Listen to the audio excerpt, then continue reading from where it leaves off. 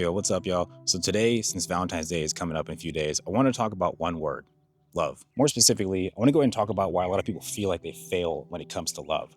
Whether this is something that you did yourself or an experience that happened to you that was negative and left you a little bit jaded, I think this can kind of apply to you. Now, I'm no expert on love or anything like that. I don't claim to be. I've definitely been on my own ups and downs when it relates to this subject. So I figured I'd go ahead and try to put my opinion out here so that hopefully if someone's struggling with kind of feeling a little jaded now, it can kind of bring you back and give you a little bit of hope for the future. I'm very fortunate in my life to have quite a few female friends that are close to me and that I'm able to have kind of these deeper conversations past the surface level of things too. And I don't think that it's just females that are able to do this. I think that a lot of times the men in my life that I've come across, that I've met thousands over my lifetime, are not always comfortable talking about emotions, love, and things like this of this nature. It's just been my experience. I don't think that men don't feel these same types of struggles and difficulties. I just think that a lot of times you hear people talking about this stuff online or in forums more than you do in person for whatever reason that may be. Because I have a lot of female friends, I think it's given me a lot of perspective over the years to sit there and see how many people really do feel like they fail at relationships or at love. Right? It doesn't always come down to something you did. Sometimes it is, and sometimes it's not, like I mentioned earlier. But I think the thing is, what happens is if you have one too many negative experiences, especially if you feel like you're in a better place in your life and you're open to that, that's when it can kind of make you start feeling a little jaded. That's what happened to me. Most of my life, if you're familiar with this attachment styles, I was considered an avoidant. So anytime it came to love, emotions, going a little bit deeper in terms of that perspective, I struggled. I struggled with this a lot of times. And I not only hurt myself with this, I hurt other people around me that cared so much about me, and I just could not fully show up, especially the deeper we got and the more we talked about love, emotions, and feelings from there too. Now, over the last few years, I've done a lot of work on myself and had to be very intentional about stepping back from dating and such. It's been about 3 years since I've been in a relationship or dated anyone or anything of that nature. And I'm still single right now, but I feel like I'm in a much better mental space to be able to do that than I was before. The thing that can start happening is if you start putting yourself out there and you are in this good spot, I think you start to realize how many people are not in good places, but tend to put themselves out there anyway. And so if you've been in a situation like that, sometimes what can happen is even if the person means well, they may kind of do what I did before. They may be an avoidant. They may have some other things going on in their life where they take a step back, they don't fully lean into it. And next thing you know, you're on the receiving end of that. I don't think that these are bad people. I think that sometimes people don't always do the work that you've done to get to where you are in your life, assuming that you're in a healthy spot right now. So a lot of times when these negative experiences happen, we look at maybe this happened 2-3 times. Maybe it's been a few months, you've tried to go on a few dates and all of them have fell out. People have ghosted you or done stuff like that to you instead. I get it, it hurts. And while this is behavior that I don't exactly like, especially now having done the work, I get that it comes from a place that really has something to do with the other person, not necessarily you. So when I think about these things that are quite unfortunate, sometimes when people fall short of the mark or things don't work out, I think the quick and easy thing to do is to feel like, oh, I failed. I'm never going to find love. This is not working for me. There's something wrong with me, and take that blame and turn it inwards. Even if you've done the work, it's easy to kind of revert back to that.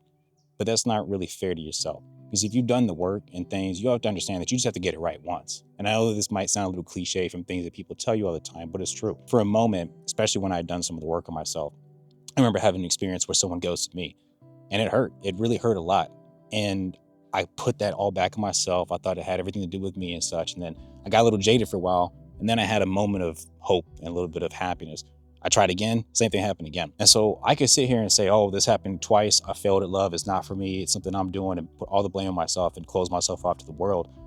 But what if the third person that I met would have been the one that really changed everything for me, that really met me where I am in my life? If we close ourselves off, if we tell ourselves that we failed, we will fail. Because the thing is, to me, you only ever fail if you stop trying. If you keep trying in life, no matter what it is, whether it's relationships, love, or anything else, you will succeed.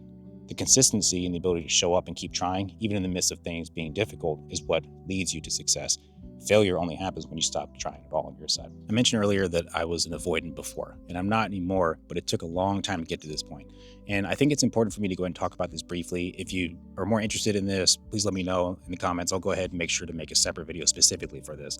But just for a little bit of context to help anybody that is either an avoidant watching this or someone that has dated or is dating an avoidant, hopefully this can give me some perspective too, if this is something you come down on yourself hard for. Growing up, I was an only child, and I'm not really close with my extended family whatsoever. So love was always implied in my household through actions, but it was never something that me and my parents ever sat down and talked about openly. It wasn't until years back when I was in high school that my dad almost lost his life when he was in a deployment overseas that he came back and started telling me I love you. So it literally took a near-death experience to get to the point of actually being open to that extent. Growing up, it was always really hard for me. In a lot of ways, I told myself I never deserved love. I never was never something for me. And I told myself I failed before I even tried because that's how I used to think and feel about myself. And I'm not unique in this experience. A lot of avoidants have their own reasoning for feeling like this, but it's never just because we liked to feel that way. The reason I bring this up is that I know some people that are avoidant that watch my videos, and I have some people that have dated avoidants that watch my videos too. And a common thing on both sides is the avoidant will feel like they failed at love. Maybe you never even got a chance at the beginning, so they give up on it. And the people that dated them will internalize the responses they get from the avoidant as if it's something that they could have controlled. I've been in 4 relationships in my life. Each one of them has taught me something very valuable about what love is.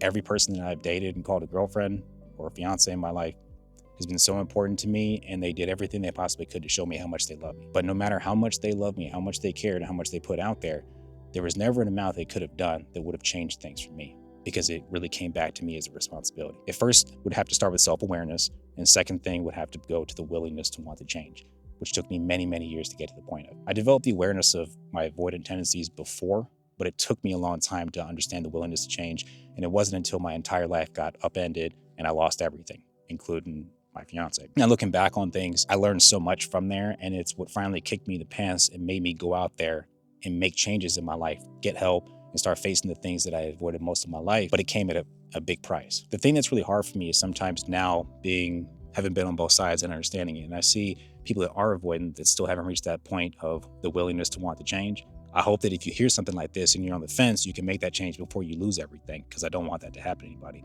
But it also makes it really hard to hear when I know people that are dating people that are avoidants. They're putting their absolute all. They're trying to show how much they love. They're trying to adjust their styles and everything, the way they communicate, to fit their needs. But the hard thing is that unless that person wants to change, there's nothing you can do that's going to be enough to make that happen. And that's the hardest reality to go ahead and hear. And the reason I bring this up too is because when people then internalize that and say that they failed because they did their all, they did 100%, 110% of effort in that relationship and it still didn't work, a lot of times people can step back. And I'm not saying you necessarily become jaded, but it can make you feel like really like you have a negative outlook towards relationships in the future because of how much time, effort, and things you put into that. But it's not your fault. I don't think it's avoidance' fault for being the way they are growing up. I don't think it's people's fault for dating avoidance that then come back to them and hurt them. But we all have to kind of look at our own responsibilities when it relates to relationships and understand that one experience does not dictate the rest of your life. At the end of the day, there's so many reasons that can happen in your life to make you look at something and think, okay, I failed at love and maybe it's not for me, or get down on yourself. But it's not true. I know that it's hard when you have a negative experience in your life, no matter what happened, to keep putting yourself out there, keep opening up, keep being vulnerable, because it hurts and you don't want to repeat the mistakes, things that have happened before. But you know what? Like, at the end of the day, you cannot know if someone's perfect for you if you don't open yourself up and keep moving forward. As long as you're trying and moving forward, you're moving closer to what your goal really is. And believe me, true love is really, really hard to find. It's not easy at all. And if it was, everybody would be there. It's one thing to find a relationship. It's another thing to find someone that really completes you. And I know that it's easy to get down on yourself, but the thing that has really helped me is that sometimes when you look at yourself in your life, just understand that there is someone very special that is out there hoping one day they meet someone just as special as you. So I hope this helped. Hope you have a great rest of your day. I appreciate you rocking with me. I'll see y'all in the next one. Take care for now. Peace.